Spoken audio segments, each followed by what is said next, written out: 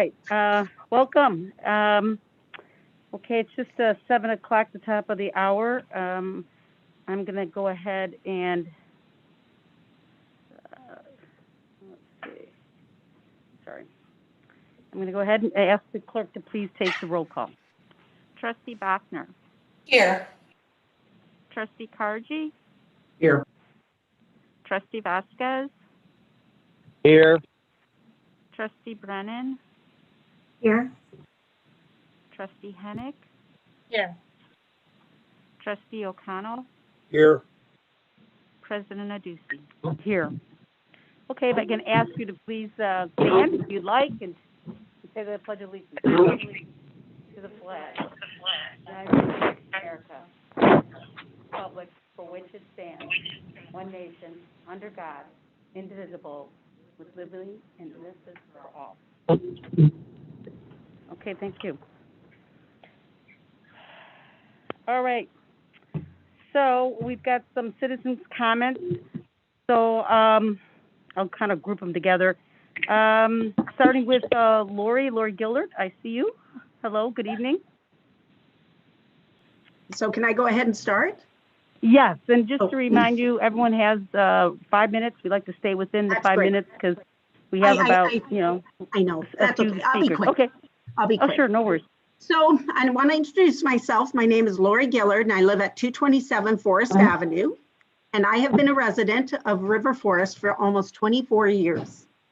So I just want to share with you, I've been on the Deer Management Committee for the last year. And I am really happy to say we successfully created a community deer survey, and we had over 1,400 responses and literally hundreds of comments. Now, I want to share my experience with the results of the deer survey. So at the December 15th meeting, towards the end of the meeting, Tom and some of the other committee members were pushing for a vote to cull deer. Now, I mention this because this was the only action item that seemed to be driving this group of people. We'd never really discussed the results of the survey, and we had not really discussed any of the comments. So I was really taken aback because, I mean, several of us spoke up, and I said, this isn't, we have a responsibility to our community to review all the comments. People take the time to fill out the survey. It's the least we can do. I was not saying what our action items should be, but I think that was a responsible thing to do. So I would like to invite the village trustees or anybody else who wants to listen to this. It's at 1 hour, 40 minutes into the audio recording on December 15th.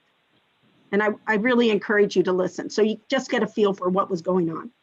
So between December 15th and January 19th, I reviewed the 802 survey comments, and I researched on the Cornell website, which had been provided to us as a deer management resource. And I created a draft deer management plan, which, it included a more comprehensive view of what our committee might consider. And I included some of the comments, especially comments that were like repeated. So, people had concerns about one thing or another. So anyway, just for discussion.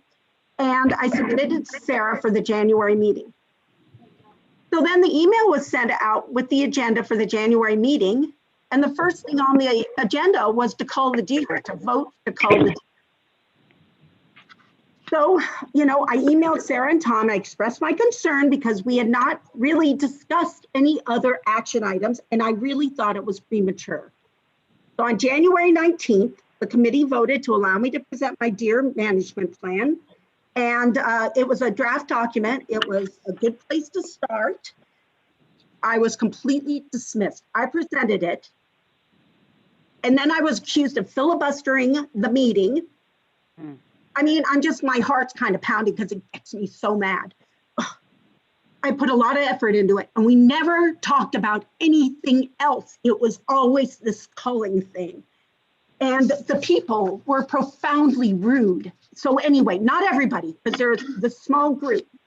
Okay, sorry, I'm getting off my little list and I don't want to go over my time. So I would really, again, I would like to encourage the trustees and anyone else interested, but please listen to January 19th audio of the meeting. It's in the first half and you can hear what's been going on. So when I thought I was volunteering for a community deer management committee, what I came to realize was this committee was created exclusively to justify culling deer. I'm not even against culling. I'm neither pro nor, anti-culling, pro-culling. I just, I'm trying to do, this deer management committee and try and be responsible. Anyway, sorry, God, I didn't expect to get so upset. But, my input was never respected. And many of our committee members, we were just dismissed. And we had people attack us in these meetings. I mean, it was just the craziest thing. Anyway, so we were put on that committee, I believe, to appear legitimate to our community. But really, these members, I don't know how they were selected, but they outnumbered us. So when we voted, quote unquote, of course they're going to outvote us and they can have their democratic, vote to cull the deer. So, okay, sorry, I'll try to get, anyway, what I realized, and I started noticing things, was that this whole culling thing had been set up by Tom before the committee was even created. So, I mean, I feel kind of played, tell you the truth. The committee was set up as a sham. It really was not set up to be a community deer management committee. I mean, anyway, so with that, I am resigning from the deer management committee. I hope that there is a legitimate committee set up. I can be involved. I'm very passionate about this, in case you can't tell. This has been an eye-opener for me to witness these irregularities in how this committee was created in the first place, and how were these members selected? And I really seriously question the ethical nature of our village leadership, that they would allow this sort of thing to happen. So if anyone wants to discuss it further, I'm only getting myself really mad, so I will get off. But I want you to know you're free to contact me, and I hope other members of the Deer Management Committee won't egg my house, but I'm just sharing my feelings and what I witnessed this past year. So I request that my comments be included in the minutes of the board meeting. I will give you my edited comments so you don't have my emotion in there. Thank you for your attention. Okay, thank you, Lori. I appreciate your comments. Ingrid Liu, Dr. Liu?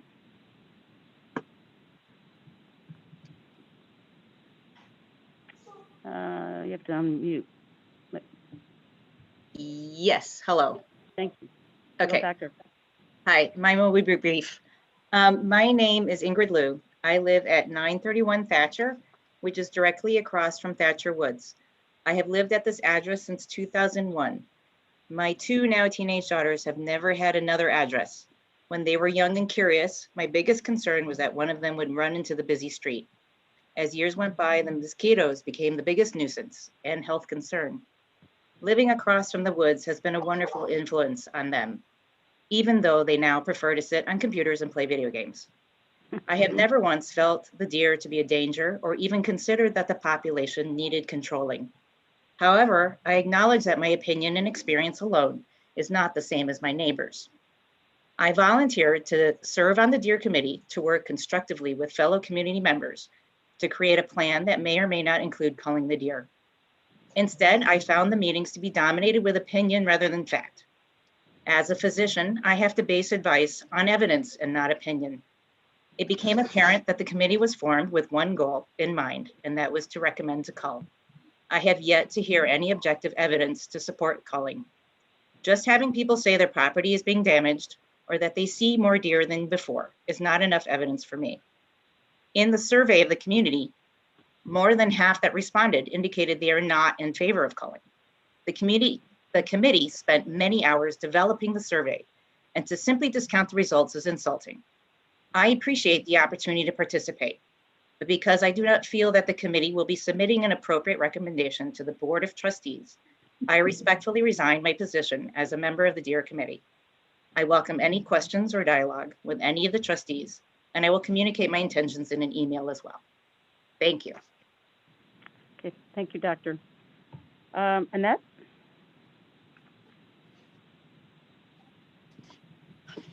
Hi, yes, thanks. Hello, my name is Annette Madden, and I have lived at 14 Ashland Avenue for the past 25 years. I applied to be a member of the Deer Committee after attending the Village Board meeting in January 2020. And I had no prior knowledge of the deer issues in our village before this meeting. And so when I applied to become a member of the Deer Committee, I did so with an open heart and no predetermined agenda. My only desire was to be an asset to the committee and to our community. Unfortunately, the majority of our committee and Trustee Cargi joined with a one-track solution, and it was to call the deer and nothing else. Much of this has been said by Catherine Christmas at the last village board meeting. I would refer you to her comments, and I am declaring that I am in full agreement with her statements. Because of these issues, I am resigning from the Committee on Deer Management. I'm doing this to free myself from a burdensome negative experience and a broken process. I have found some wonderful, thoughtful, intelligent committee members that I will work with as a resident. I plan to prepare a recommendation for you that will move our village one step closer to a well-considered deer management plan. Thank you very much. And I too will submit this along with Catherine Christmas's comments to the last meeting, so you can refer to that as well. Thank you. Okay. Thank you, Annette. Marcia?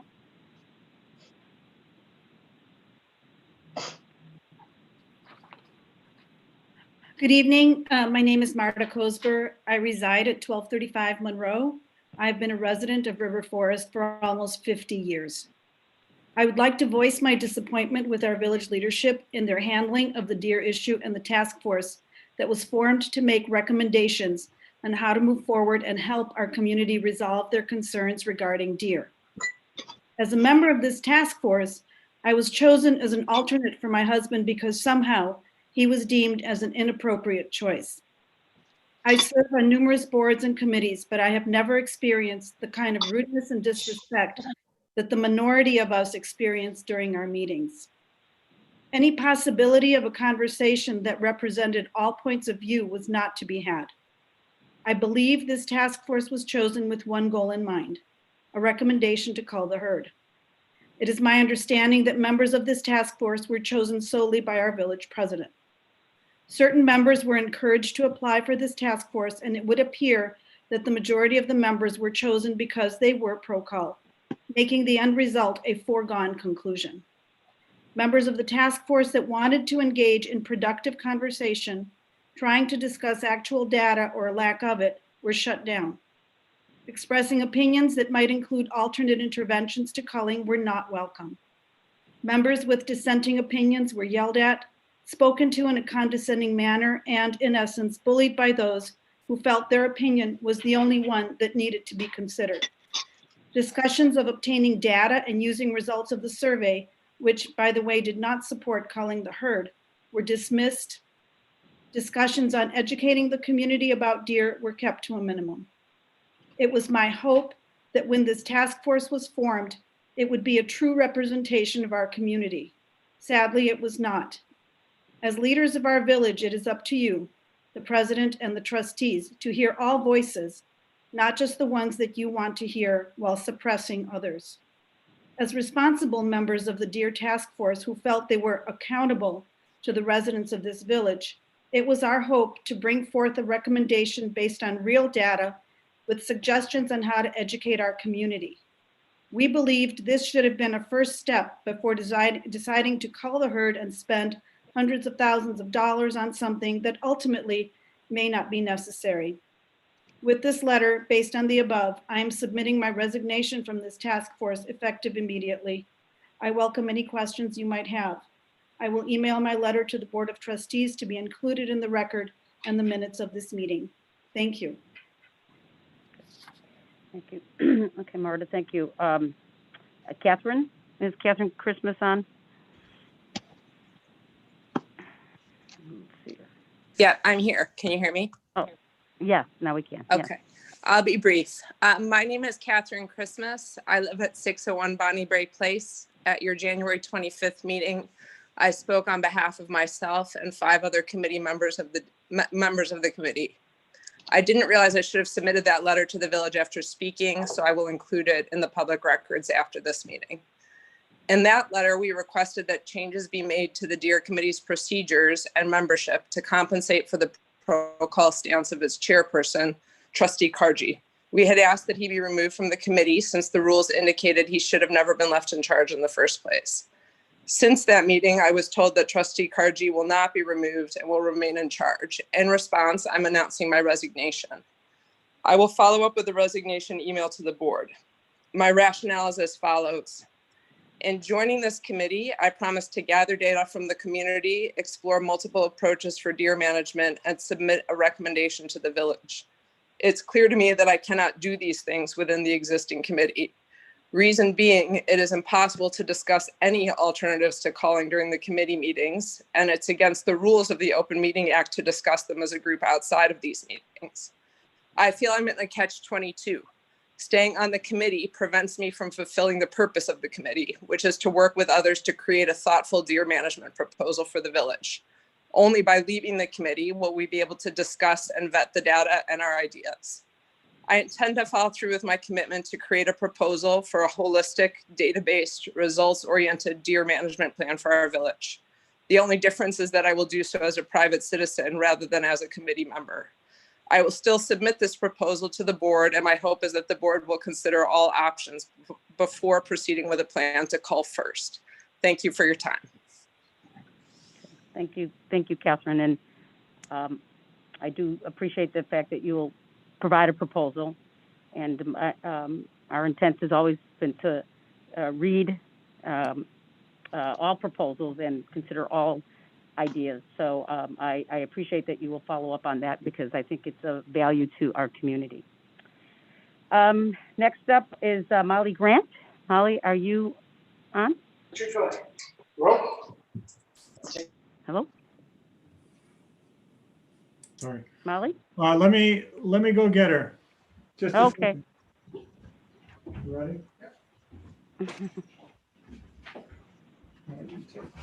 Hello, Hello. Good evening. nice to see everyone. My name is Molly Grant, and I am here tonight to say I support Erica Bachner as the leader of the Diversity, Equity, and Inclusivity Community for River Forest. Erica has years of demonstrated passion, commitment, and expertise working effectively with community groups and vulnerable populations as a team player and leader with a sound moral compass and deep understanding of the complex issues that this committee will work to mitigate and improve. Thank you. Thank you, Molly. John?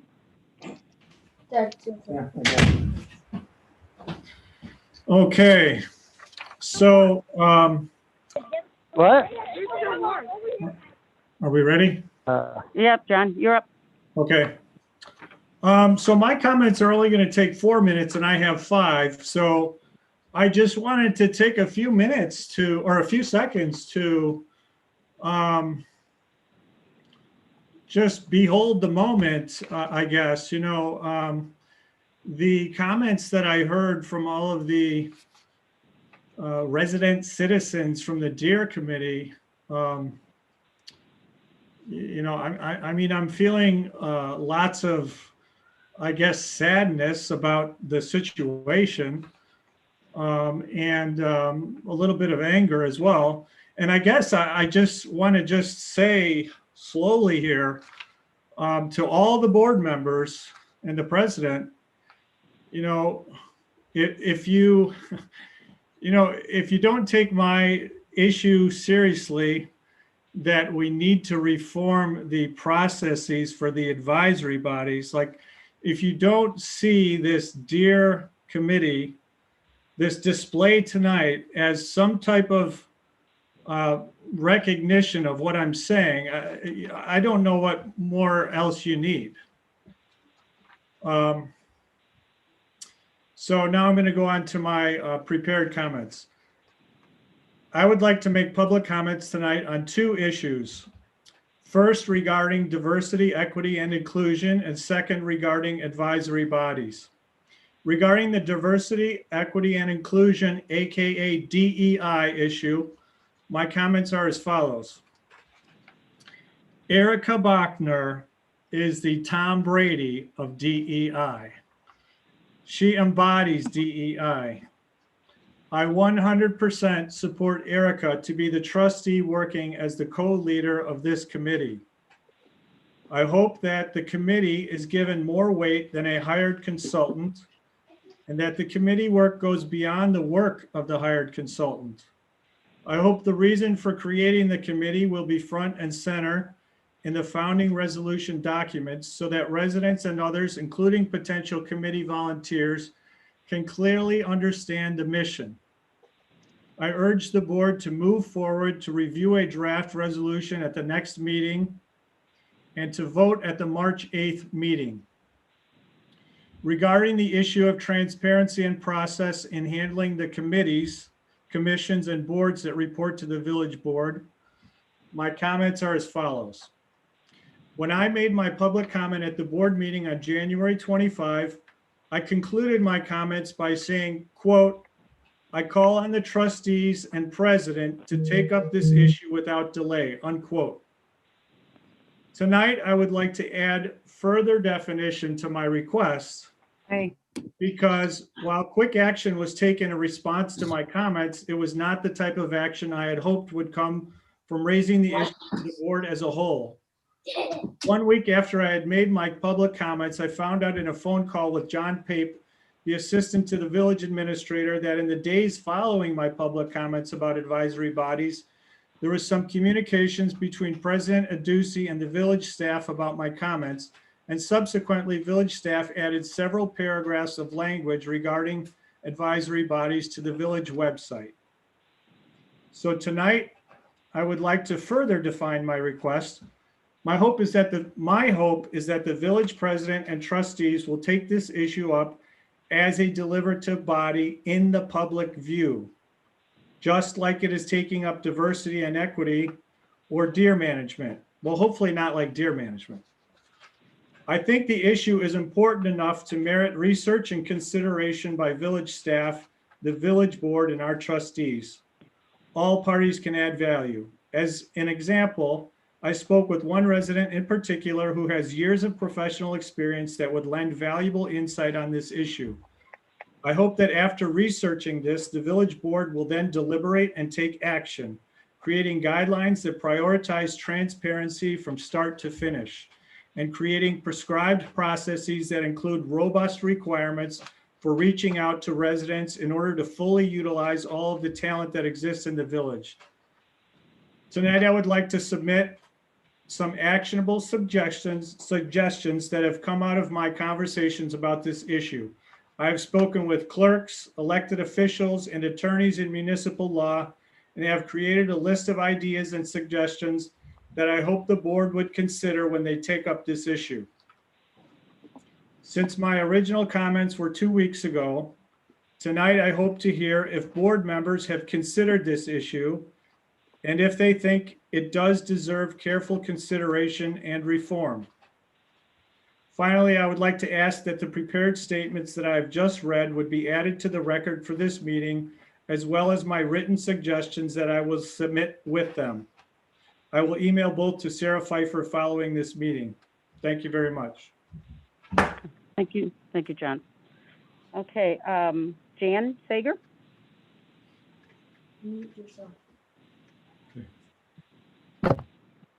Okay, I'm on. Thank you. Jan Sager, River Forest resident. How many times have we heard the phrase, "it takes a village"? In the case of River Forest, it's true. Hey, Jan, could you speak up? Jan, we can't hear you. Could you just speak up just a little bit? Is this good? Okay, better. Is that? Okay. Yes, better. How many times have we heard the phrase, "it takes a village"? In the case of River Forest, it's true.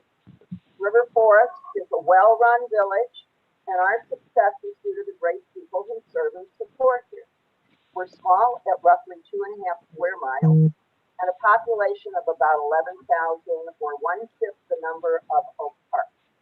We don't have the large pool of residents interested in serving in governmental roles as other communities may have. We're fortunate to have President Cassidy Ducey, a smart, astute, and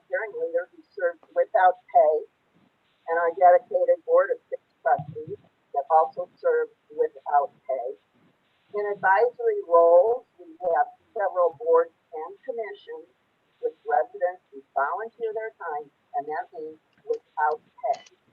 The members do a great job, and their positive contributions shouldn't be overlooked. With our small population, we're very lucky to have the level of interest and talent in those who wish to serve. I'm currently a member of our Historic Preservation Commission after attending several regular meetings and hearings. The commissioners have served anywhere from many years to just a few. All are knowledgeable, enthusiastic, and dependable. Over the years, I've attended many other governmental meetings and hearings to understand how our village functions and at times to make my voice heard. Those members approach their responsibilities the same way. It helps to first go to the website, tab, boards, and commissions to see what River Forest has. The main page features an address by Kathy Ducey, President of Ducey, twice providing the link to a volunteer application to serve on a board or commission. Click a board or commission on the menu to the right for description, members, and meetings, and again, a link to the volunteer application. Interested parties submit an application to the President's office, checking off permissions of interest. Application review is done by the President. By ordinance, the President is given the power to make the board and commission appointments.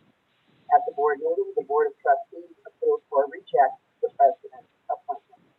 I didn't have to search far to discover our process to approve volunteer board or commission members is general standard practice. Maywood, Forest Park, Elmwood Park, Elmhurst, to name just a few. That works in our community. Switching to Oak Park model would merely add more process steps, costing us more time and money without reward. Let's not try to fix what's not broken. I believe the Board of Trustees will continue to focus on policies and practices. Our volunteer boards and commissions will continue to advise our Board of Trustees effectively. With the strong leadership of President Kathy Ducey making sure everything stays on track, River Forest will continue to be a well-run village, and it always takes a place. Thank you. Okay, thank you, Jan.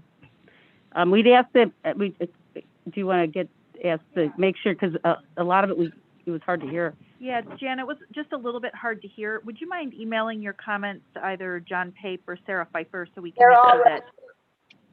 Oh, I did. Okay, thank Okay, you. fantastic. Thank you, Jan. Okay, is Sarah, Mindy? Okay, thank you, Jan. Is Mindy on? Let's see her. Yes, I'm here. Okay, very good. Thanks.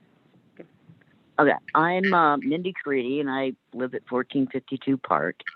And I want to thank you all for allocating time for me to comment on the appointment process for village boards and commissions. My message is simple. Don't overcomplicate the process. We're a small village with nowhere near Oak Park's volume of volunteer openings. Maywood and Forest Park use the same process as River Forest. Oak Park adds an extra step of a paid staff member reviewing applications. However, in all four communities, the applicants are presented by the village president, mayor, or trustee, and the Board of Trustees review and provide consent. By my estimate, River Forest maybe has 10 or 15 positions to fill annually, but only a small number of residents volunteer. We don't need extra steps, term limits, or an elaborate screening process. I estimate that half of the regular openings result in reappointments of highly qualified volunteers. The village board should continue to affirm the appointment of experienced residents and reject arbitrary term limits. When the opportunities arise for newcomers, the process is straightforward. Speaking from experience, the process hasn't changed in some 15 odd years. One previously had to navigate multiple village websites to clarify the process. but the information was always available. What wasn't stated explicitly on the village website was easily obtained from experienced neighbors. For me, my friend, former resident Julie Moeller, asked me to volunteer, and she answered many of my questions. I'm horrified by the idea of our neighbors and their candidacy being publicly compared, a requirement under the Open Meetings Act if applications for voluntary board and commission vacancies are debated in trustee meetings. I appreciate the time and effort you put into your trustee roles. Please continue to leverage processes that are tried and true and own the decisions that you collectively What was your question, make. Anthony? We're going to go to Grandma. Excuse me, Damien, could you put your phone on mute? Everyone, please put your phone on mute. Can we put them on mute? Hello? Okay, go ahead. Shall I reclaim my time here? Yeah, I appreciate the time and effort you put into your trustee roles. Please continue to leverage processes that are tried and true and own the decisions that you collectively make. The board and commission appointment process works just fine, and there is an appropriate amount of transparency. Thank you for listening. Okay, thank you, Mindy. Okay, that concludes our public comment for this evening. So we'll move on to elected officials and comments and announcements. And we could start with the elected officials, and then we'll go over to the River Forest Police Department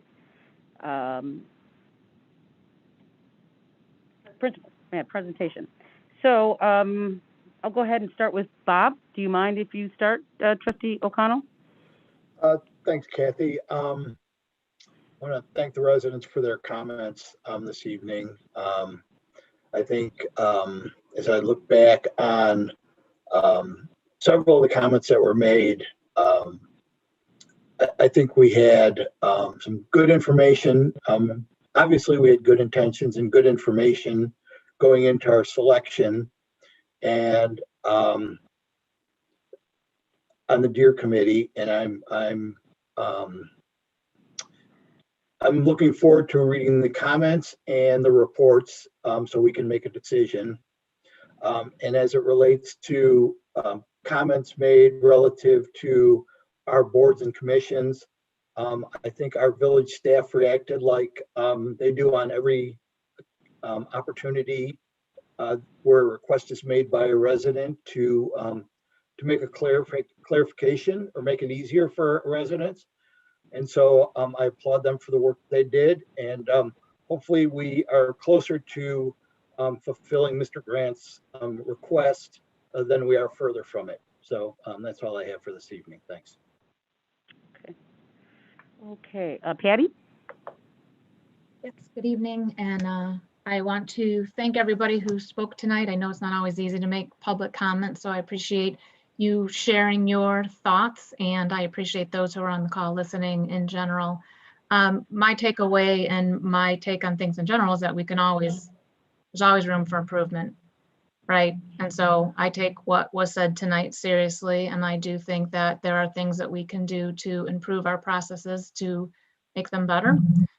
So I will leave that at this point.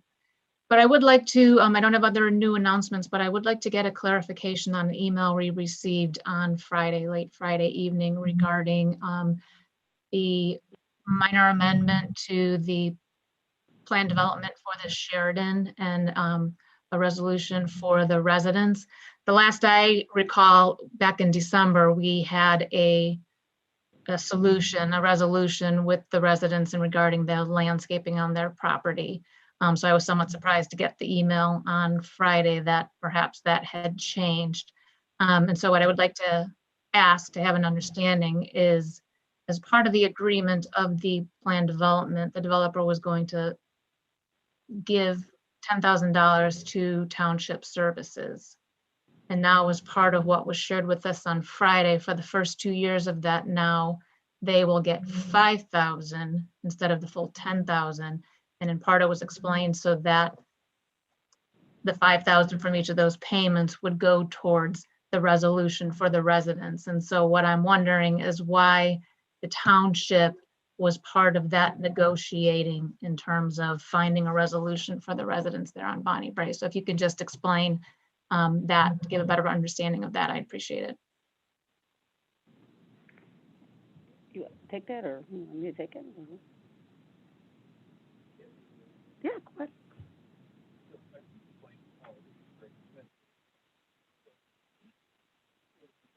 Yeah, you can't hear him. Yeah, you gotta bring it further in.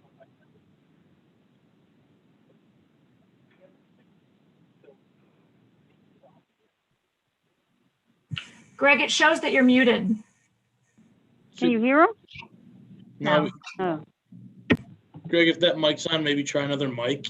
But that one doesn't seem to be picking up. I'm sorry.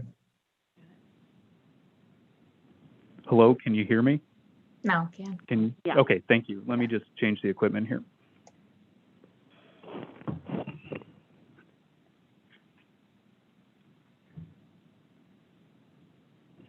All right, we're good. Okay, so as the developer for the Chicago and Harlem Sheridan development had a condition requiring them to install landscaping along their western border to screen their property from the adjacent neighbors, residential properties to the west. As those negotiations proceeded, it became clear that the neighbors, instead of allowing the developer to go onto their property and make the plantings, the residents wanted to receive a payment to allow them to do the plantings themselves.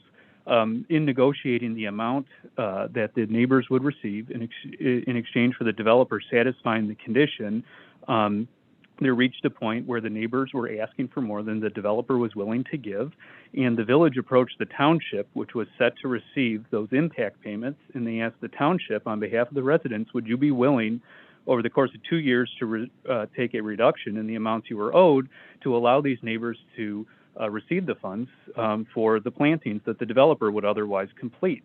The township supervisor agreed, and staff believes that this was a very fair and equitable way to resolve this matter, and that's how it came to be. Greg, maybe you can remind everyone and trustees how much the developer paid on the landscaping for all, I think, 6 residents. Right, so the developer paid to the 6 residential neighbors to the west of their property $17,784 a piece. So it'd be that $17,784 times 6. It's a little over $100,000, or no, it's like 120. About 120. About 120, right? Dollars. So that was the amount that the developer paid to the residents. The checks went out today, we were told. Yes. And have been put in the mail per the settlement agreement. So if I can just clarify, back in December, the agreement was 5 residents were receiving that amount, and now it's 6. Yep. So I guess I'm not understanding, if the developer is in fact paying for all 6, why does the township have to forego some of the money they were going to get in order to cover this cost? Right. So one of the residents had decided that they would prefer the payment instead of the planting by the developer. And in order to bring this matter to a resolution, the village approached the township, which agreed to do it. The township could have said no, but out of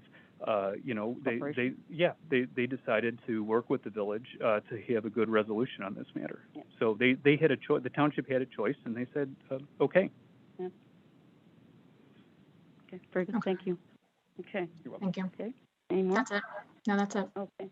Okay. Very good. Katie? Thanks. Sure. I want to thank all the residents who spoke up tonight. There was a lot of passion, and could tell that frustration, and it's difficult to find the time to coordinate your own schedules with the village board meeting, and much less to get up the gumption to speak on such a difficult, sounds like it's been a difficult situation. So thank you for that. And we will be talking about the deer situation. We look forward to having everyone's input. I also wanted to acknowledge that February is Black History Month, And there are many events and initiatives to participate in. Some people are taking this time to read and listen and watch in their understanding of our country's history of systemic racism and the struggles that people of color face, and also consider how their own behaviors have perpetuated racism. I want to mention one opportunity for personal work on anti-racism that, rather than a one-time event, can be a building block for understanding, identifying, and making a commitment to fight racism wherever it's found, including ourselves. And that's the Race Conscious Dialogues program here. It's based here in Oak Park. It's in a format, the format is a series of 4 sessions, 3 hours each. Actually, that's one of their formats. They have several formats. It involves advanced readings, and it's now available remotely because of COVID. So actually, you can live anywhere in the anywhere and participate. It's also very, very reasonably priced. Several others on the board have participated in OCD or RCD, Race Conscious RCD, in various ways. And the way to find out more is raceconsciousdialogues.org. 2 other things I wanted to mention.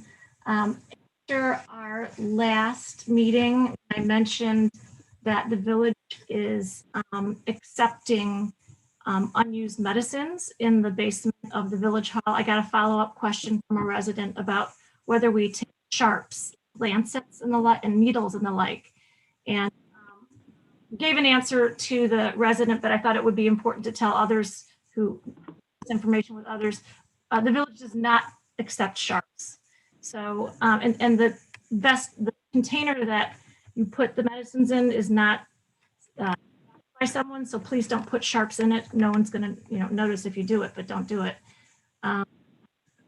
You should either ask your doctor what to do with your sharps, or there's a website, needledisposal.org, and you can get information there. The last thing I wanted to mention, and maybe Chief O'Shea, I didn't realize that you were going to be talking or giving a presentation today, but I did attend the quarterly meeting, and it was a really nice presentation as always. Thanks very much, Chief.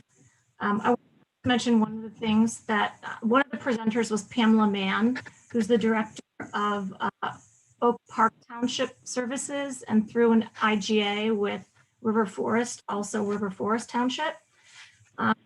She talked a little bit about how with COVID, so many of their services have moved virtual with appointments, picking up meals and drive-bys, Zoom support, group well-being calls. One thing that struck me was that she said that they have had a dramatic increase in the number of meals served and delivered during COVID. And she gave 2 telephone numbers that I thought are important to share. And I hope I'm not stealing your thunder, Chief O'Shea, because I really don't know what your presentation is, but it doesn't hurt to share the numbers twice. The first is if anyone who's in need of services, has questions about housing, benefits, COVID, vaccines, etc., to call 708-383-8060. And then this one I thought was particularly important. She said, if you're concerned about an older adult who's outside of our immediate area, like if you have an aunt in Minnesota who's not answering your call or what have you, give another number to call, and we can get resources outside of our immediate area there. And this number is 800-611-1116. And that's all I have. Okay, thank you, Katie. Kathleen? Nothing. Okay. Is Rez, are you there? Hey, Rez.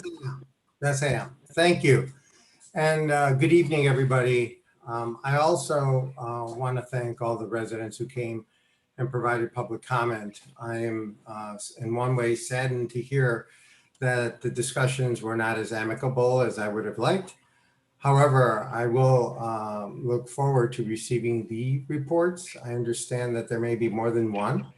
I will make at least a commitment to read the reports as they are brought forth. And hopefully we'll have a fruitful discussion, at least at the board level, what next steps can be made as it relates to the DEER committee's recommendations. Second, I also want to give another update as it relates to age-friendly collaboratives. You may have, in the past, I've talked about the Mayor's Metropolitan Caucus, which Kathy Aducey chairs the committee, but also now out of that, we created a smaller, what we hope to be a regional age-friendly collaborative. It will be comprised of the Austin Council, Forest Park, Oak Park, Maywood, and River Forest. As of now, that's the villages, and Austin Council is not a village, but it is a advocacy group in the Austin community, of which we are just got together this past week to discuss what shared initiatives we can group together as a region to fulfill age-friendly interests and initiatives for our seniors. So again, another example of how we can work collaboratively within our own areas.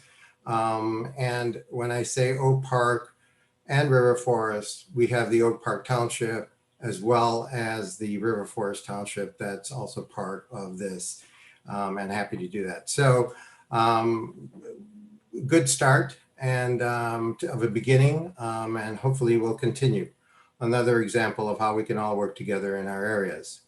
Last but not least, I do want to acknowledge and I guess very happy to see that the Zoning Board of Appeals is meeting on this, the 11th. And one of the topics is going to be the discussion regarding proposed text amendments relating to the Affordable Housing Plan. I know that's one of the initiatives this board is looking towards, and this was one of the items we talked about, is having the zoning board starting to address this issue as well. So people can probably listen to their meeting and at least hear about what the initial discussions on that. So other than that, thank you very much, and look forward to working with everybody. Okay, thank you, Russ. I'm glad that you're home. Yeah. And out of the snow. Yes. Okay, Tom? Nothing. Okay. Erica. Good evening, everyone. I'd like to start off with a land acknowledgement. So as we begin, we are mindful that we hold these meetings on lands that was once and is still inhabited by Indigenous people, including the Ojibwa, the Chippewa, the Menominee, the Potawatomi nations, and more. We will remember our nation's history and honor the Native people as stewards of this land that was colonized, and that River Forest continues to be a place many people from diverse backgrounds live and gather. I'd like to thank each and every public speaker tonight as well.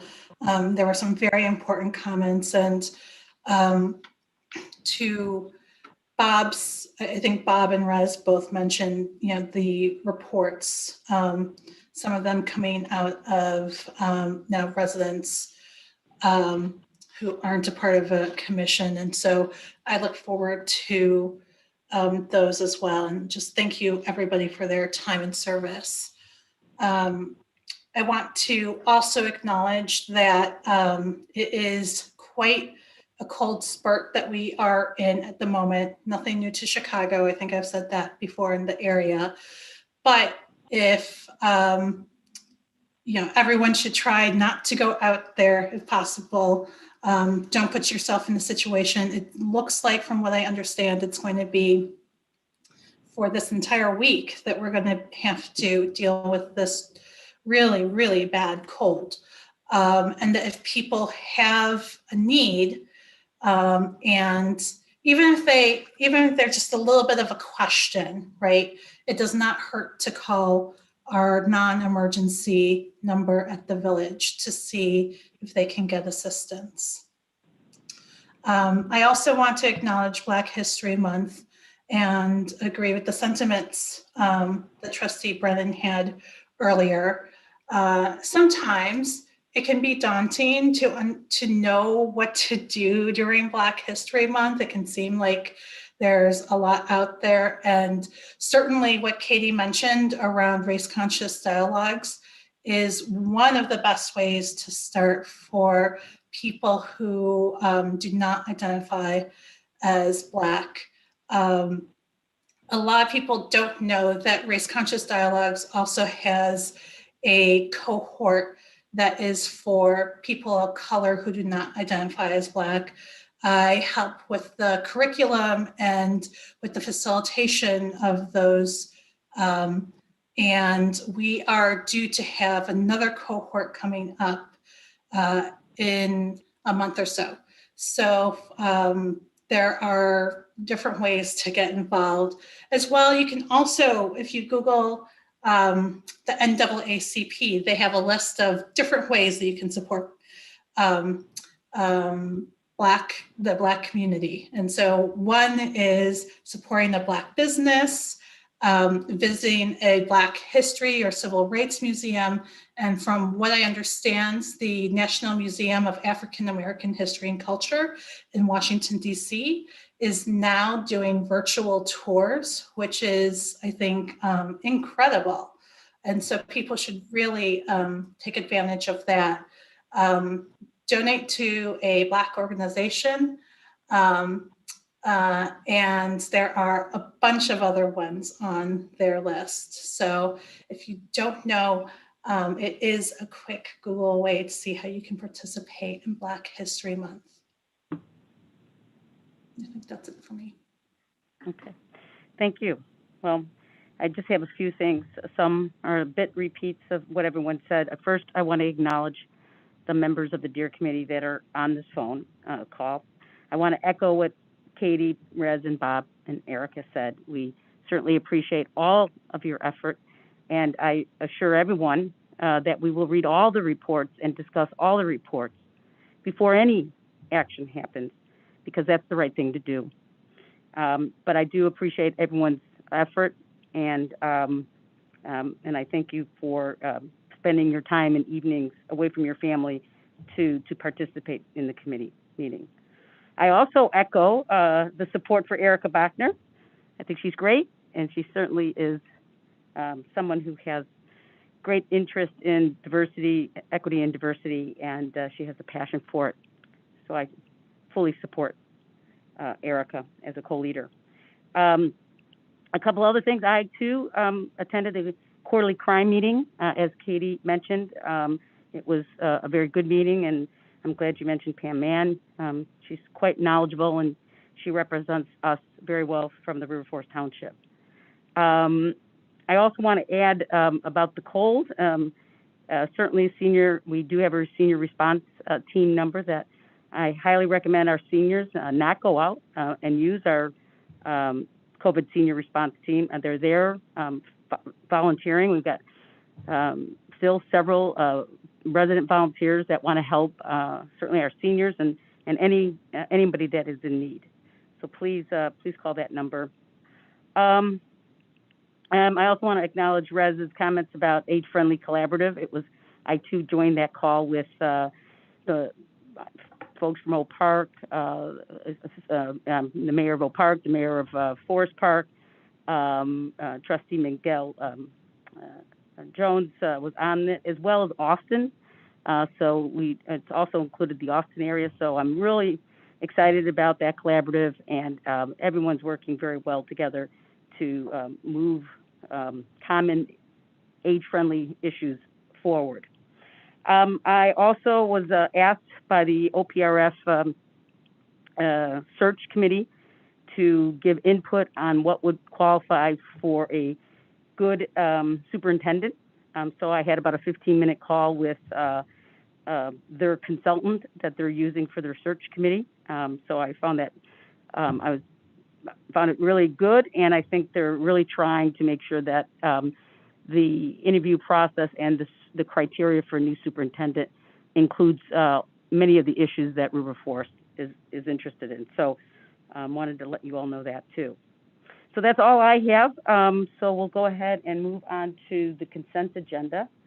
So if I can, oh, it's so long, I forgot about you, Chief. Sorry, Jim, Jim and Jim. Yeah, Jim and Jim. Commander Greenwood?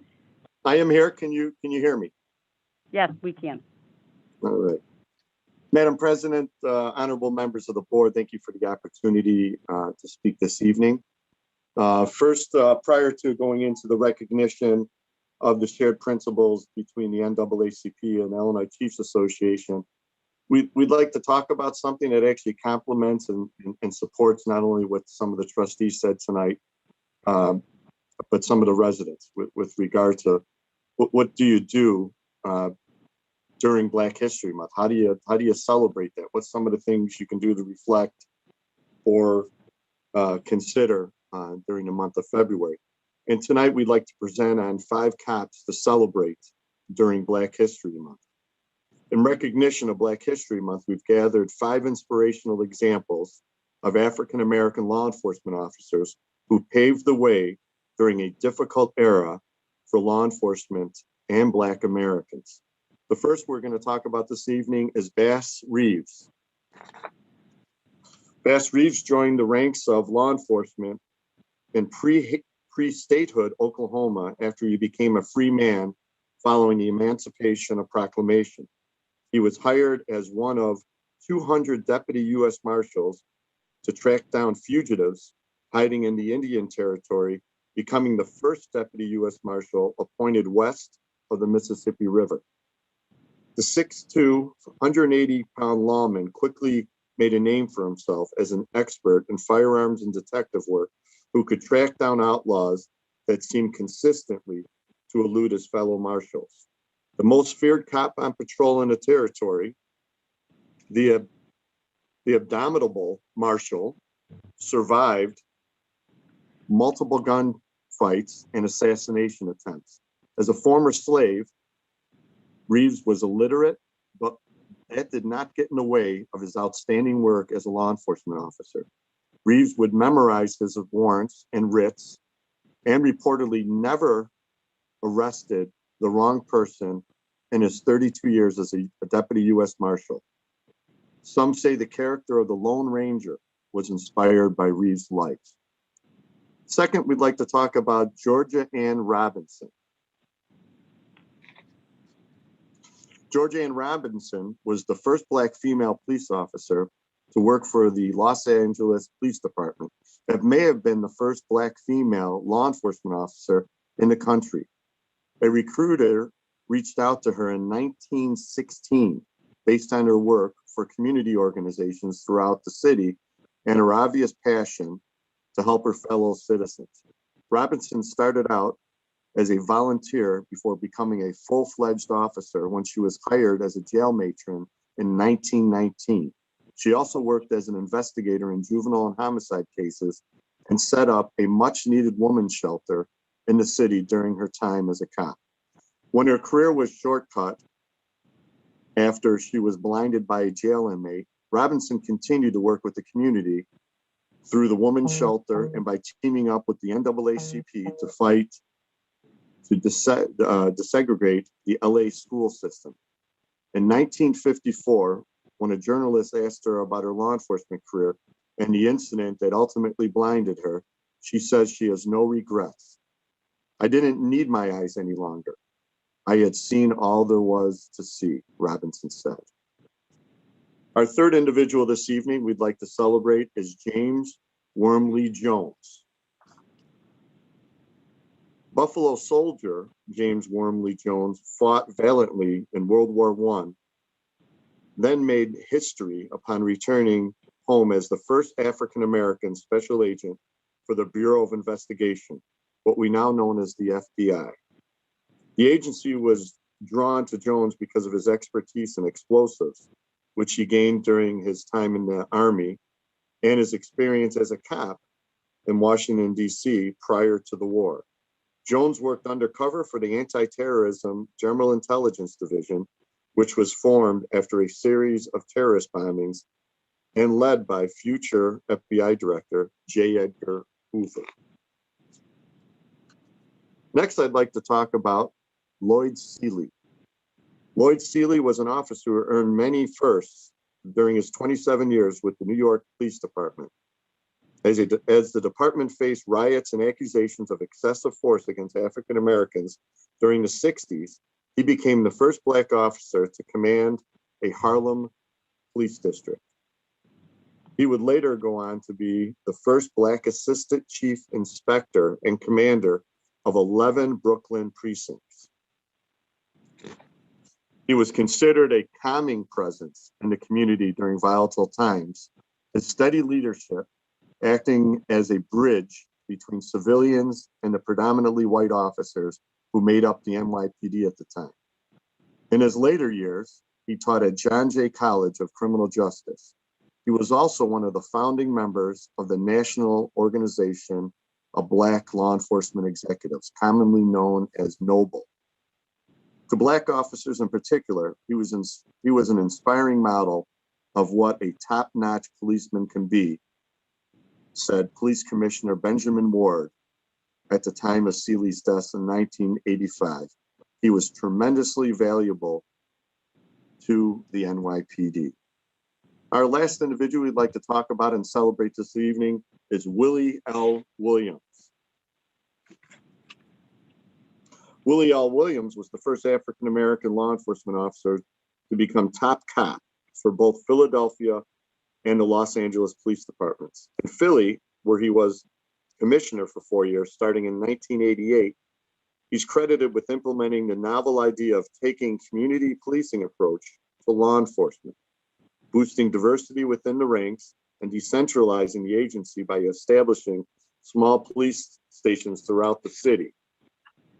He then brought his skills to the LAPD, where he was chief during most of the 1990s, a time fraught with racial tension between the public and law enforcement officers in the City of Angels. Williams came into the department on the heels of the Rodney King verdict and the ensuing 5-day riot that left over 50 people dead and more than 2,000 injured. He is largely credited with what was the daunting task of calming community policing and relations. There were young officers who realized that as a result of his achievements, it was possible for us to do something similar, said Police Commissioner Richard Ross at the time of Williams' death in 2016. Former Philly Mayor Ed Rendell said he bridged the gap that was omnipresent for years and years within minority communities, thinking the police were not their friends. In conclusion, these history makers overcame challenges, no matter how daunting, to proudly protect the community. Now at this time, we'd like to move on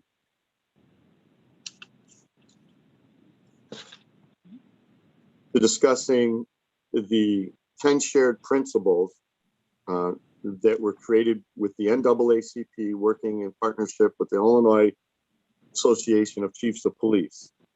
And just for some background, prior to Commander Greenwood reading the resolution, the Illinois Chiefs of Police and the Illinois NAACP State Conference created a resolution of shared principles that are designed to bridge the gap of mistrust between police and communities of color. The first of its kind in our nation's history, the agreement between an NAACP state conference and a statewide law enforcement agency identifies the common ground between local law enforcement and communities of color and their commitment to and passion for defending civil rights and keeping communities safe. The initiative began in late 2014, 4 months after the unrest erupted in Ferguson, Missouri.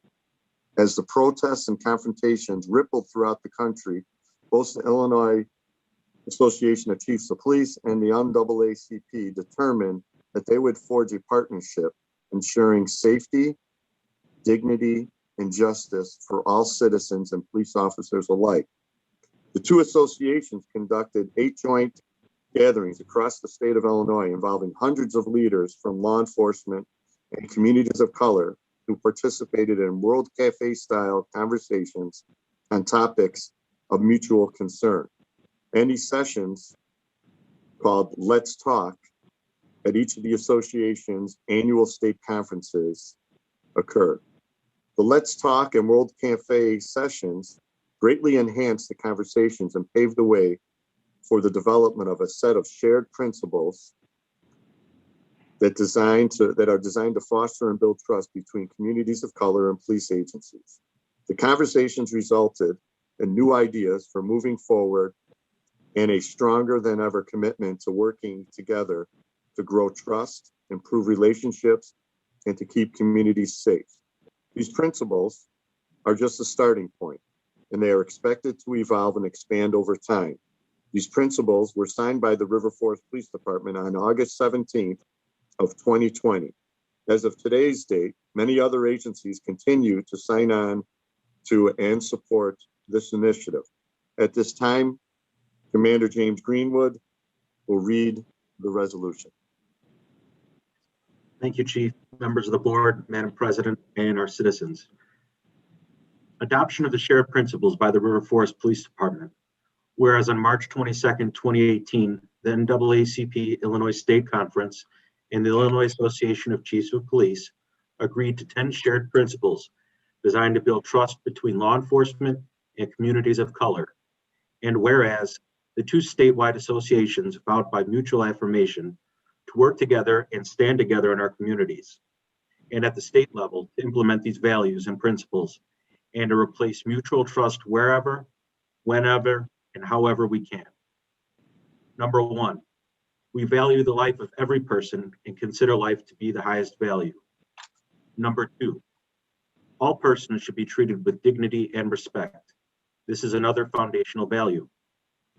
Number three, we reject discrimination toward any person that is based on race, ethnicity, religion, color, nationality, immigrant status, sexual orientation, gender, disability, or familial status.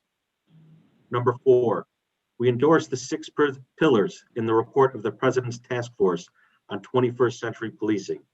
The first pillar is to build and rebuild trust through procedural justice, transparency, accountability, and honest recognition of past and present obstacles.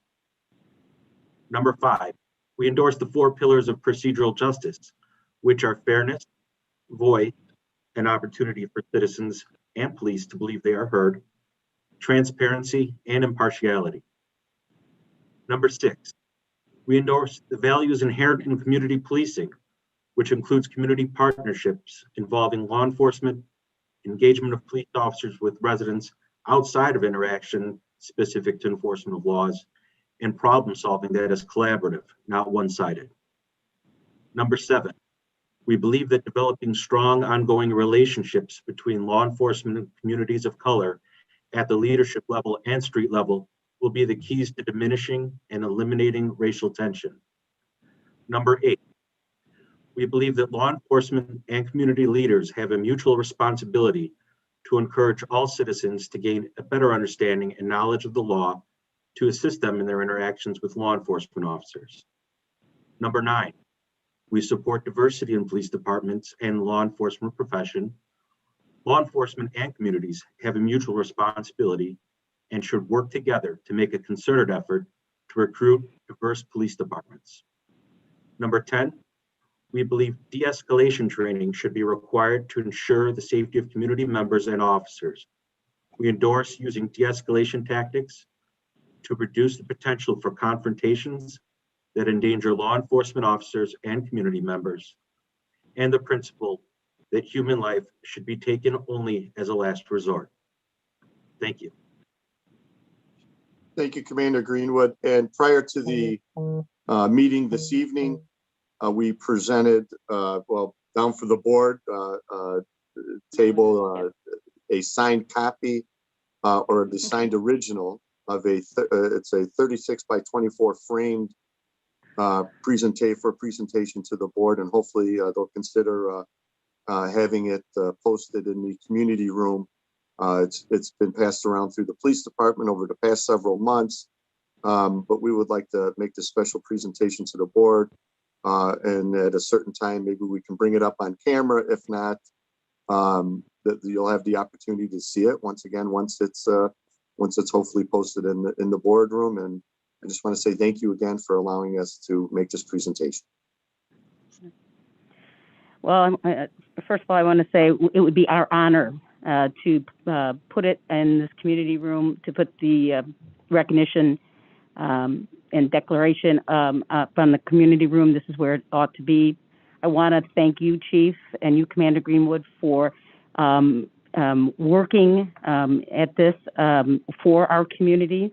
It's important acknowledgement and recognition that we share these principles between the NAACP and our police department. So I applaud you and I congratulate you for working toward this important recognition. Thank you. Thank you, ma'am. Okay, so Patty, go ahead. can I just say one thing in regards to this? Sure. I want to Absolutely. thank Chief O'Shea and Commander Greenwood as well. Can I make a suggestion that if this is not posted somewhere on the website, that we can have it there as well, since we're not going to have too many people for a while, into the community room? So Yep. that document can be shared online. Yes. Thanks. Yeah. And thanks for very your good. work Thank on you. that. Yep. Good suggestion. Thank you, Patty. Okay, we'll go ahead and move on now to the consent agenda. If I can have a trustee move and second the consent agenda items A through E. I move to approve the consent agenda items A through E. I'll second. Okay. Any comments or questions regarding the consent agenda? If not, I'd ask the clerk to please read it and then take the roll call. Consent agenda item A, Committee of the Whole meeting minutes, January 25th, 2021. B, Village Board of Trustees meeting minutes, January 25th, 2021. C, monthly department reports. D, accounts payable, January 2021, $2,293,729.16. E, Village Administrator's Report. Trustee Bachner? Yes. Trustee Kargi? Yes. Trustee Vasquez? Yes. Trustee Brennan? Yes. Trustee Hennick? Yes. Trustee O'Connell? Yes. Motion passed. Okay. Moving on to item 6A, consent items for separate consideration. If I could please have a motion and a second.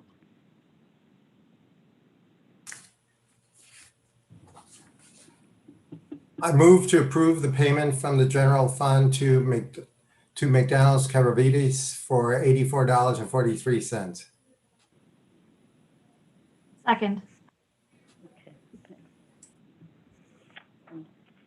Do not call, I guess. I asked the clerk to not include me in the vote since my relationship with the franchisee. Okay. Consent agenda item 6A, January accounts payable from the general fund to McDonald's Caravides for $84.43. Trustee Kargi? Yes. Trustee Vasquez? Yes. Trustee Brennan? Yes. Trustee Hennick? Trustee Bachner? Yes. Motion passed. Okay. Okay, great. Thank you. So we'll move on to our unfinished business, and this is a discussion from our last board meeting regarding diversity, equity, inclusion, internal goals and objectives, and the working group. I believe Lisa sent to you the document that Erica and Katie gave us as a group of board members last time, but now it is part of our packet, so anybody in the public domain can certainly read it. So I ask that you do that. Trying to get to it right now. And then we have, so as part of this, I think we have what Eric wrote last board meeting.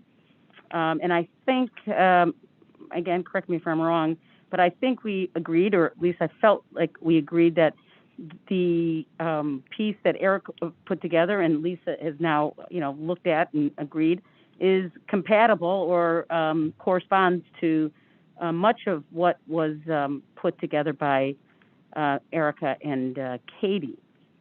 So unless someone tells me differently, I think the goals, missions, purposes, and goals, I think kind of captures what I believe the board was talking about last board meeting. Hey, Kathy, it's Bob. I have a point of clarification. Yes. As I read through the goals and objectives, there was a sentence in there about hiring and firing policies, and that causes me somewhat of concern given the number of collective bargaining agreements we have within the village. And I would suggest that that one part of it be taken out. And again, I think especially as we deal with our police and fire commission, I think they have certain responsibilities, and also the role that our village administrator and now acting village administrator has played in that role in the past, and I'd like to keep that out of this advisory group. So if I could just add, and I think what right now we're talking about the purpose, mission, and initial goals of what Eric and now Lisa has put in front of you, which should be the first page of this equity inclusion initiative document, Bob. And so this should govern the part of the resolution that identifies the purpose, the mission, and the goal of the working group. The other purpose, mission, and initial goals were given to us by Erica, and Katie last board meeting, and now it's public, and now we could talk about it. And this piece, and again, I think it's just a matter of working through it, is a good piece, and Lisa went through that and redlined it based on some of her thoughts as an administrator. But I would look at this piece that's been redlined as more of the responsibility of the working group itself. Those that apply and are part of the committee, this would be their responsibilities. So I think I've got that correct, Erica. Otherwise, please correct me. And if I can add, I think, Bob, that what's being referenced and what you just saw are really only the policies. It's not to get into any specific employee individuals. So collective bargaining provisions, it's a public document, that would be fine. Any current policy that we do have could be a public information, but definitely nothing about specific employees, performance, discipline, any of that as it relates to an employee will not be part of those discussions. If that helps. At least that's the intent. So I think if everyone agrees, that would be the intent. So I guess my first order would say if everyone is okay with the first page of the packet, which it says purpose to develop a diversity, equity, and inclusion initiative for the Village of River Forest. The mission is to remove barriers that prevent the participation, engagement, and welcoming environment for all of our residents, business members, visitors, employees in municipal services, community, and civic engagement, and in doing so, build trust amongst all parties. And then it goes on to say the initial goals will engage a third-party consultant with the experience in diversity, equity, and inclusion matters. The consultant will design a comprehensive work plan to inform how the village can best approach diversity, equity, and inclusion, including implicit biases in the village internal policies and practices. The review will assess the village, its departments, and the practices, policies, and systems and structures to provide an equity analysis and to identify potential unintended consequences. It goes on and says to create a plan that builds DEI knowledge, awareness, and skills among the village employees and stakeholders. Partner with the Village of Maywood, Twin City Covenant, and the Dominican University TRHT Campus Center. It will create a working group to advise the village administrator and the village board.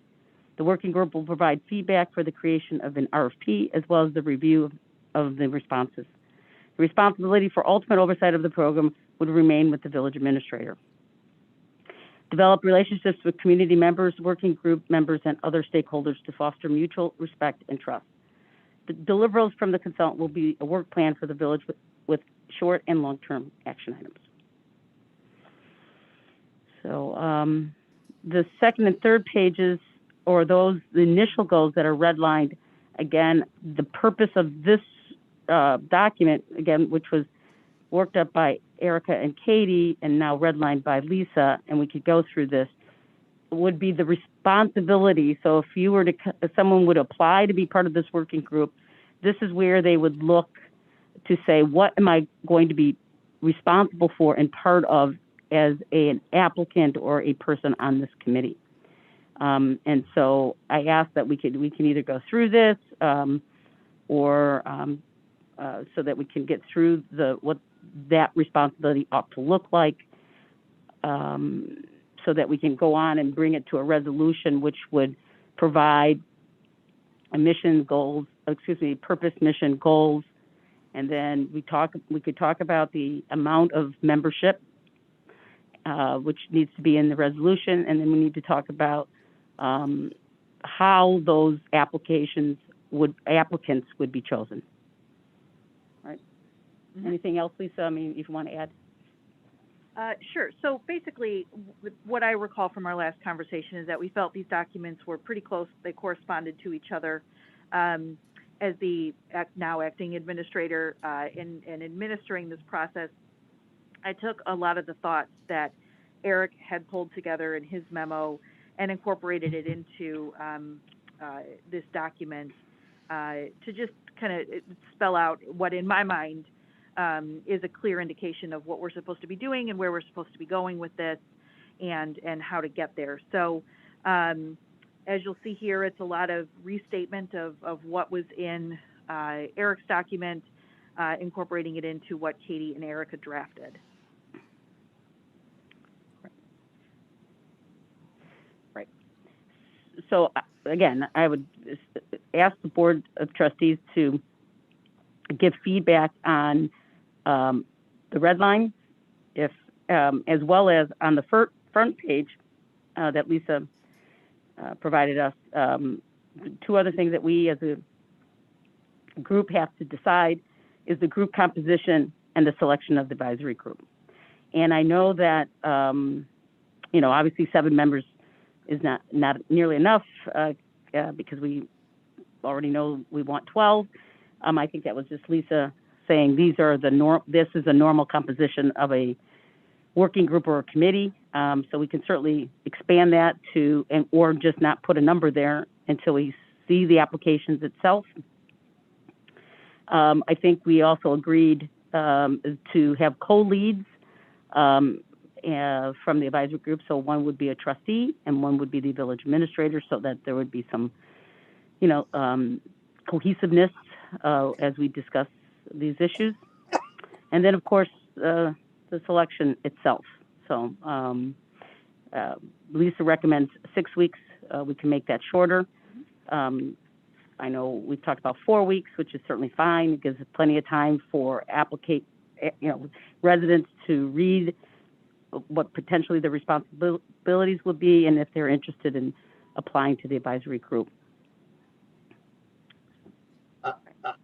Given again, what we've heard the last couple of weeks, I would be in favor of doing that. I would like to give all the residents an opportunity, and I'd like to have the opportunity to review that and discuss it with the fellow trustees and bring that to the village president for her consent. Yeah, I think I'm in agreement when it comes to the number of people. I think I think that makes sense to not have a number there yet. And as well, to your point, I agree with the co-leads for the advisory group. I think there's a saltine truck behind me if people are hearing noise. I'm not sure. won't say what I thought. I thought it was And- a cheerleading group. Yeah. But It's gone now. And I agree that the 6 weeks seems like a lot, that maybe 4 weeks is the way to go with that. And if you want to go through the red line, happy to do so. I do think that it does make sense. And Lisa, thank you so much for incorporating the 2 documents. What you did was good. But I think it does make sense for that main, that first bullet there to be the, what it said originally, to assess the village and its departments and its practices.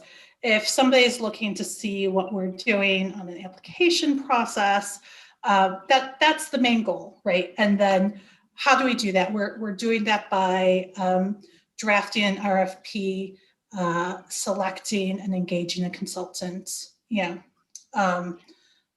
to design a work plan in partnership with the advisory group. So I think that's something that I would call out.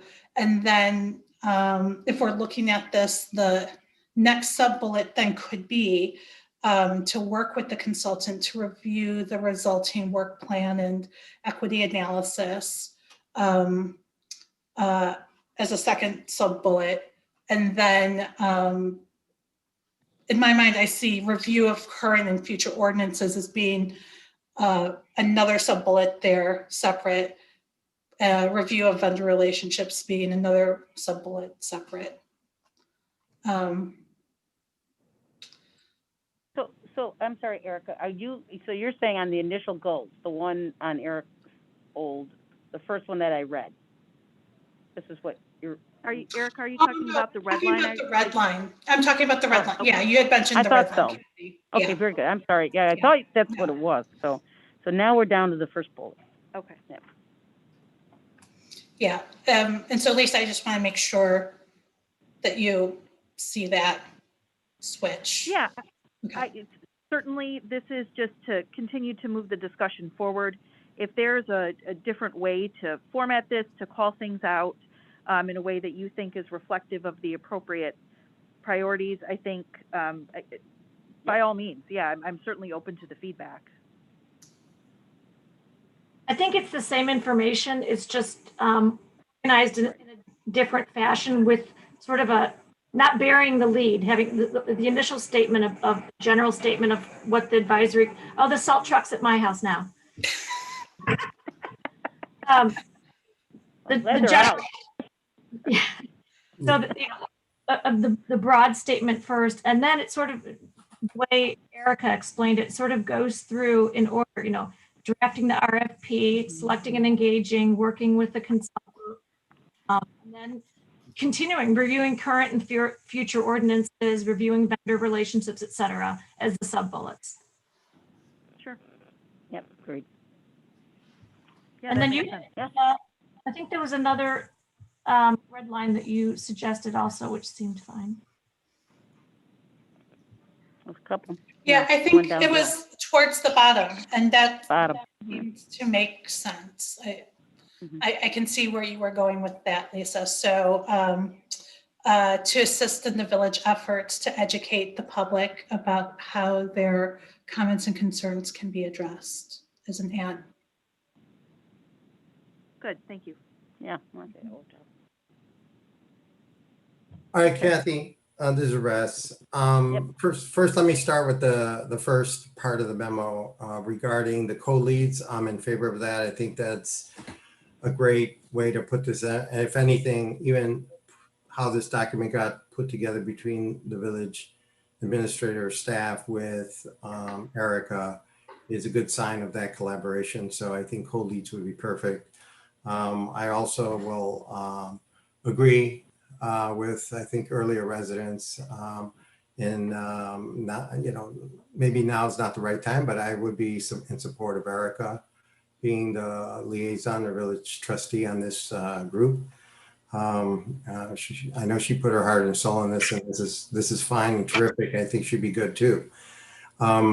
Going back now to I also, on the size of the group, I do know that there are more people than 7 who are really interested in serving. So I would join in leaving the number as a blank for now, letting people apply, not only for the individuals who already showed an interest in from Erica and Katie from before, but also opening it up to anybody else in the village who'd be interested. I'm fine with a 30-day period for the application process to come in, and based on the amount of interest that comes in, I think that might help us guide as to the number of people that should serve on this committee.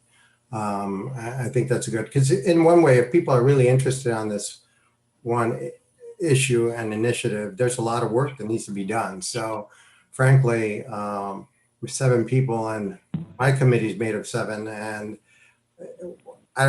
we have work to do too. So we definitely feel a little loss of not having more people. So I do think that maybe we should wait and see how many people are interested, and then we can decide what the appropriate number would be for this committee. And then regarding I'm fine with the first page you read on the purpose, intent, initial goals. Just one more point of clarification. I think the last time, even though the bullets were in a certain order, that doesn't mean they have to be completed, in sequential. They can pick or move and focusing on any of those initiatives, and they can do more than one at the same time. So I'm leaving that on the flexibility of the group. In conjunction with that, as it relates to the initial goals for the Equity Advisory Group, I'm fine with the redlining, even as amended by Erica or Katie, that's fine. I think the points are all there. How we massage it is all there. So I have no objections to the redlining. I do want to maybe clarify, right above the redlining, there's the initial goals, and the text that says initial goals, the goals of the River Forest Equity Group are. I'm wondering if that's unnecessary, because the page before already lists that.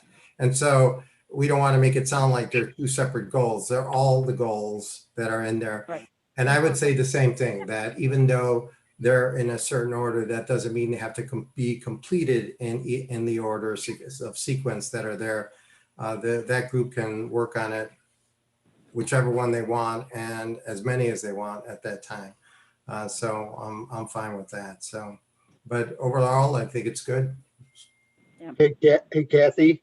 So I can I assume that Lisa or someone on her team will create the description of this that will be posted on the website? And if that's of course. and if that's the case, could we review that before it gets posted, please? Yes. Yeah, we'll have all that next board meeting. Yeah, Erica, I think I'd like to talk with you and just make sure I memorialize your comments and feedback properly. But certainly we can do that. Yeah, absolutely. And then I guess I would say just, I can't remember if I've said it already or not, so I apologize. But on that first page, when we do talk about the mission, the word equity isn't actually there. So if we, I think we can probably say to remove barriers that prevent participation, engagement, and a equitable environment. So remove barriers that prevent the participation, engagement, and an equitable environment for all residents.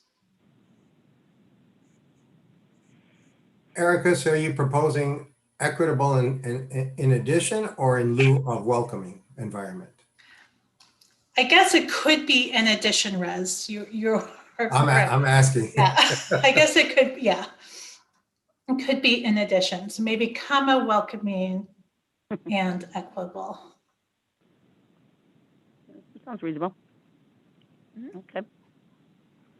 So can I ask, this is Patty, just for clarification's sake, for our next meeting, is it correct that we're essentially going to have two things to evaluate in terms of text on an application and what's included in that, and then text that would be included in a resolution for the committee itself? Is that right? Yep. So we'll have, we'll have a resolution, a draft resolution for us to look at and comment and vote on. And then, yes, an application and the responsibility basically responsibility, which is termed goals right now, but we'll turn that into responsibility. We certainly can. So with the resolution, if you're leaving open the number of people, I mean, we can certainly identify the framework of the resolution and get everything except that pinned down. Right. And then once the number of people have been decided, then we would go ahead and have the board adopt that resolution formally, memorializing the number of people who are being appointed to the advisory group. Yeah, because there's some, there'll be some changes to it. So we can either wait for the resolution and get it right and then adopt it, or adopt it and change it. Yeah, you can do it either way. All right. It doesn't matter. I mean, it's the same. It will be the same process. Okay. Mostly what I was trying to make sure I was clear was that, in other resolutions we've had for committees, a section of the resolution ends up being the charge, right? Which I guess would be the goals here. And so am I understanding correctly what's been being proposed is that what would be in the resolution would be the section of the goals from Eric's document, and then the application includes the red line document? Or is that not, am I not understanding that correctly? Yeah. So you want to go answer it? Go ahead. Yeah, so typically, so looking at some of the past resolutions that we've utilized when creating these groups, it typically spells out the number of members, the method by which they are selected, and then the charge. And so what I would suggest doing is including the purpose and the mission, and then attaching the initial goals, and we could certainly include that. The purpose and the mission, I think, will live a little bit longer because some of those initial goals are ultimately going to be accomplished. And so you can certainly incorporate the initial goals. You're not prohibited from doing that. I just think in terms of the document aging itself a little bit, I want to make sure that it stays valid or relevant over time. And so then what I would say is what I had drafted, which instead of calling it initial goals, where it says the goals and responsibilities in the red line document, we just call that responsibilities, and we would attach that to the application.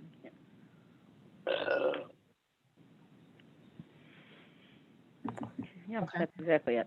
So, okay. So the question is, should we present a draft resolution at the next board meeting based on everything we talked about? Or should we present the application and responsibilities, approve that, send that out for 4 weeks, see what happens, and then adopt the formal resolution? I think, my opinion is the latter, because I think kind of creating both of those at the same time is kind of a fait accompli. It's just you're taking what's on the application and you're making it the resolution, and it doesn't really give us the opportunity to discuss. So I would say, let's look at the application and then create the resolution based on what we come up with from there. They're somewhat similar. Yeah, members, all right. Okay, well, it doesn't sound like, okay, I don't know. Go ahead, Erica. No, I was just wondering, is there a reason why we can't have both at the next meeting? Oh yeah, we can have both. That's absolutely, Erica. That's what I was saying. You can have both. But then you're going to have to change the resolution because you're going to have to enter the number of, so it's just another step. And they're both the same.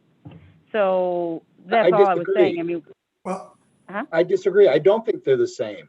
I think creating the application and calling out what the responsibilities are going to be and giving us an opportunity to review that and then creating the resolution from there, that's kind of logically how it should flow. Again, I think you're creating a resolution and I'm not getting an opportunity to look at it before I have to vote on it. Well, I don't think we'd be voting next week, Bob, next Yeah. meeting. I was gonna say, maybe I misunderstood, but I thought, Bob, we wouldn't be voting on the resolution. It's my understanding they would be presenting the resolution for review, discussion, revision, et cetera. So it'd be a draft for you to for the board to react to, but not to necessarily vote on it at the next meeting. And then same thing with the application. We could do that. I mean, we could do that. Or we could look at the draft and then approve it, after discussion. We could do that. I was suggesting, because there's open items like membership, we could do the membership and the responsibility again as a draft and then approve it at the same meeting, send the application out 4 weeks, see what comes back, and then pass the resolution with, we can put the members in, or we can just put the number in, whatever you want. Or we can pass the resolution with a membership blank. I mean, we're going to get to the same places, I guess, because what's going to happen, Erica, is once we get the number, whatever that number of membership is, we'll have to pass that new resolution because it's changing. I mean, it's not a big deal, but it's changing the number. Yeah, that's the number. Personally, I would That's recommend. what I'm saying. It's really the same. That's what I was trying to say. And I mean, Bob, it is the same, only to the extent that if we want to pass something next week, we can, but it will get changed next week. The next board meeting, it will get changed the following board meeting or the boarding after that. That's all I'm trying to be. I would recommend, in the interest of time, sorry, Kathy, in the interest of time and just being more efficient, to have both available at our next meeting to be able to evaluate. I mean, essentially, we should be able to get to a decision of the resolution, and it's just the number that changed. And it really mirrors what we did with the Deer Committee. We had the Deer Committee resolution and the application sort of in tandem in decision making. So I do think it's worth having both documents ready for review at our next meeting, whether we vote on one or both that meeting. I think the application we should be able to approve. That seems simple enough to be able to approve at our next meeting and get it out right away. And then in our meeting, March 8th, we should be able to approve except for the number, which we also adjusted as we went with the other committee. I don't think that should be the hang up. I don't believe time has anything to do with this. I think we ought to do this right as opposed to rush it. Oh, we'll still do it right. I disagree. Yeah, again, I think we're all saying the same thing, truthfully. I think even with the Deer Committee, we had to come back and change the resolution and reapprove it. So all I'm saying is it doesn't matter. I mean, we could approve it and then reapprove it, or we can just approve it. So I'm fine with both. I would like to see the application. I'd like to see both at the next meeting. And I don't consider this to be rushing. We've been talking about this since June. I would really like to see both of these at our next meeting. And it's not a reason to rush it, but it would be great to be able to vote on our next meeting, or to really significantly move this forward while we're still, before the end of Black History Month. Yeah, to be fair, last meeting was the first time that we actually saw any concrete plans for what this committee would do. I know you've been discussing it about aspirations and things like that, but it was only the last meeting where we actually had a breakdown of the goals and aspirations of the committee. So I'm fine either way. I mean, we can amend if there's a draft resolution that needs to be amended, we can amend it in the meeting. I don't think it's a problem. I think we're going to have both, but let's not say that we've been talking about this for a long time, because it was only the last meeting that we first saw anything concrete. Yeah. Okay. Well, okay. I think we're all saying the same thing. I really do. I think let's just disagree. Again, I don't have. I was trying to make it easier or more simpler, but if everyone feels that we need to move on both of them by next board meeting, I have no issues with that. I think that's completely doable.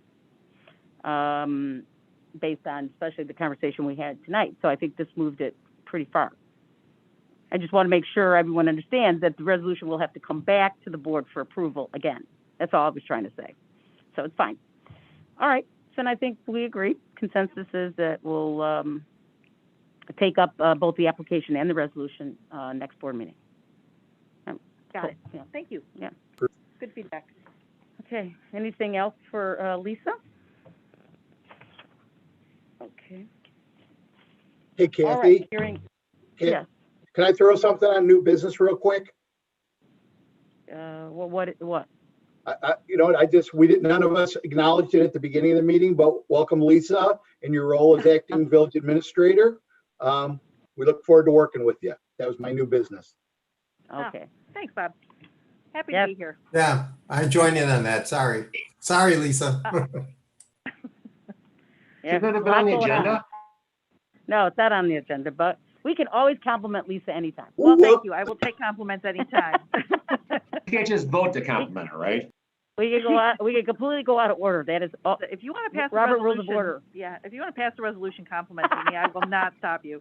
Right there, Robert Rules. Anything about Lisa goes in front. All right. Very good. Well, thank you so much. I want to again thank Erica and Katie and all the board members for participating in this. I think it's going to be great, and look forward to next board meeting. All right. No new business, no executive session. So I'd ask trustee to please move for adjournment. Motion to adjourn. Okay. Second. All righty. Trustee Brennan, Yes. Trustee Hennick, Yes. Trustee O'Connell, Yes. Trustee Bachner, Yes. Trustee Kargi, Yes. Trustee Vasquez. Yes. Meeting adjourned at 8:46. Okay, good night, everyone, and thank you.